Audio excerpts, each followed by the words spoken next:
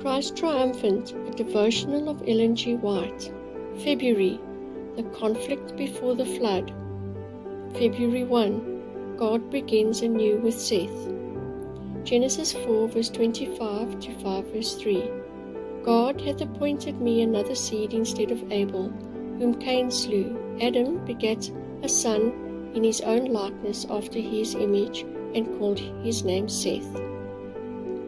To Adam was given another son to be the inheritor of the divine promise, the heir of the spiritual birthright. The name Seth given to this son signified appointed or compensation. For, said the mother, God hath appointed me another seed instead of Abel, whom Cain slew. Seth was of more noble stature than Cain or Abel, and resembled Adam more closely than did his other sons. He was a worthy character, following in the steps of Abel, yet he inherited no more natural goodness than did Cain. Concerning the creation of Adam, it is said, in the likeness of God made he him, but Adam after the fall begat a son in his own likeness after his image. The Sabbath was honored by all the children of Adam that remained loyal to God, but Cain and his descendants did not respect the day upon which God had rested. They chose their own time for labor and for rest, regardless of Jehovah's express command. For some time the two classes remained separate.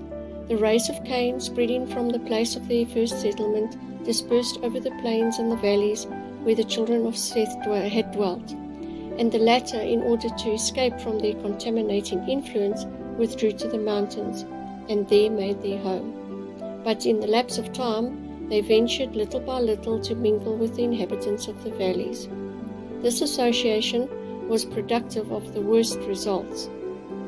The sons of God saw the daughters of men that they were fair. The children of Seth, attracted by the beauty of the daughters of Cain's descendants, displeased the Lord by intermarrying with them. Many of the worshippers of God were beguiled into sin by the allurements that were now constantly before them, and they lost their peculiar holy character.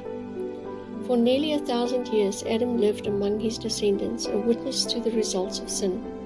Faithfully he sought to stem the tide of evil. He witnessed the widespreading corruption that was finally to cause the destruction of the world by a flood.